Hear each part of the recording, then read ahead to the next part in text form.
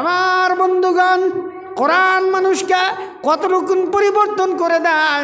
কোরআন মানুষের জীবনে আসলে কত রকম পরিবর্তন হয়ে যায়। সোনার ময়নারা, এই দুনিয়ার জমিনের মধ্যে চিরদিন থাকার জায়গা না।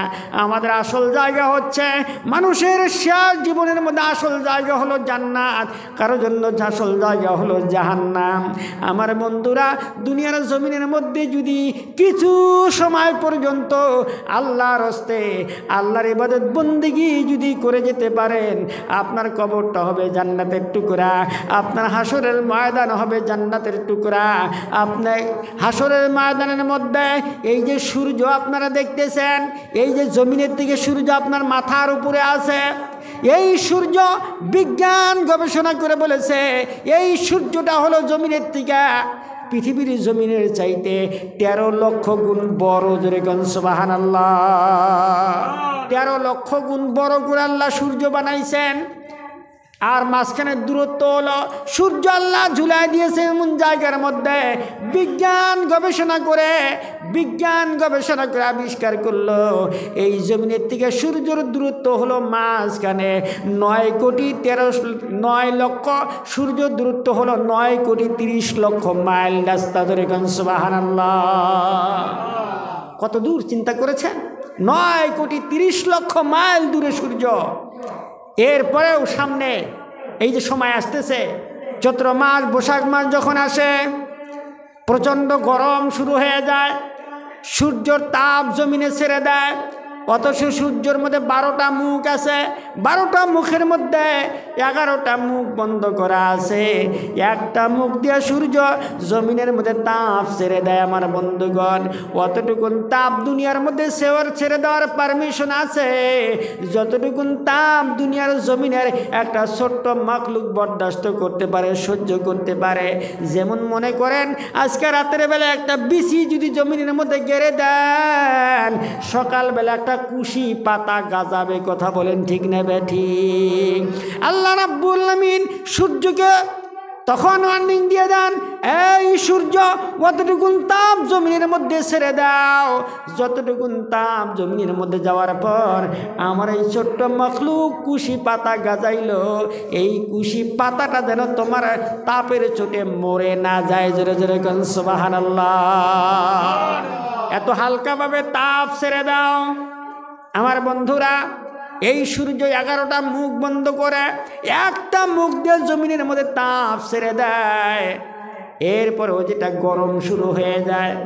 রোদ যখন শুরু হয়, গাছের ছায়ার মধ্যে আশ্রয় না নিলে মানুষ বাঁচতে পারে না। আপনি যখন রাতের বেলায় সূর্য যখন অস্ত হয়ে যায়, বেলা যখন ডুবে গেল, রাত যখন হয়ে গেল, যখন ঘরের মধ্যে চলে যান, এই ঘরের মধ্যে পাংখার ব্যবস্থা না থাকলে সারা রাত বিছানার মধ্যে ঘুমান যায় না। কথা বলেন ঠিক না ঠিক? আপনাকে এসি রুমের মধ্যে থাকা লাগে, পাংখাওয়ালা রুমের মধ্যে থাকা লাগে। তার মানে এখন তো সূর্য নাই, সূর্য ডুবে গেছে। দিনের বেলায় যেই গরম সূর্য ছেড়েছে, এই গরমে সারা রাত আপনার শরীর থেকে ঘাম ঝরতে থাকে। কথা বলেন ঠিক না? সারা রাত আপনার শরীর থেকে ঘাম ঝরতে থাকে এই সূর্যের গরমে একটা মুখ দিয়ে তাপ ছেড়ে দেওয়ার কারণে। আমার বন্ধুগণ, এবার চিন্তা করেন, হাসরের কঠিন ময়দান যেদিন শুরু হবে, ওই দিন সূর্য 9,30 লক্ষ মাইল দূরে থাকবে না। আল্লাহ রাব্বুল আলামিন সূর্যকে হুকুম করবেন, সূর্যরে, এই সূর্য, আজকে তুমি 9,30 লক্ষ মাইল দূরে নয়, গুনাহগারের মাথার আধাত উপরে চলে আসো, অর্ধ মাইল উপরে চলে আসো। আল্লাহ পাক সূর্যকে আধাত উপরে ঝুলাই দিবেন। সূর্যকে হুকুম করবেন, তোমার মধ্যে 12টা মুখ আছে, 12টা মুখ একবারে খুলে দিলাম। আজকে হাসরের ময়দানে 12টা মুখ দেয় একবারে তাপ ছেড়ে দাও। জোরে জোরে কান্না নাউযুবিল্লাহ। একবারে হাসরের ময়দানে 12টা মুখ দিয়ে একবারে তাপ ছেড়ে দাও। এই যে জমিন, এই জমিন থাকবে না।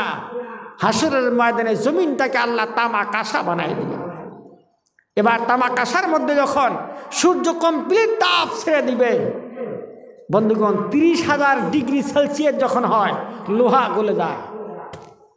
গলে যায়।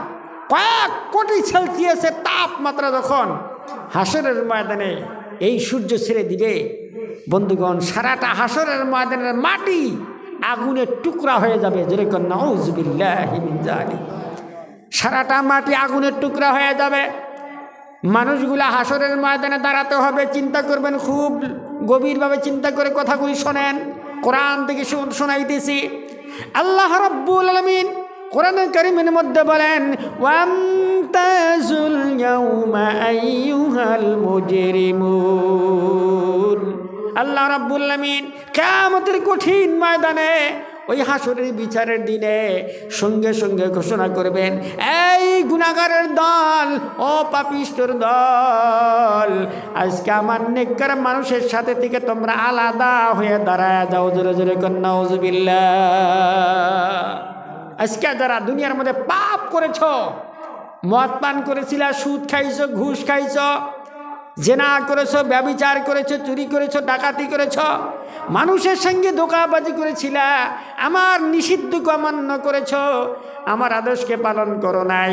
আজকে আমার নেককার বান্দা যারা ঠান্ডা পানি দিয়ে উযু করে তাহাজ্জুদের নামাজ আদায় করেছিল, 5 ওয়াক্তের নামাজ আদায় করেছে, হজ করেছে, যাকাত দিয়েছে, আমার রাস্তায় দান সদকা যারা করেছিল, এই সমস্ত নেককার বান্দাদের সাথে থেকে তোমরা আলাদা হয়ে দাঁড়ায় যাও। জোরে কন্যা নাউযুবিল্লাহ।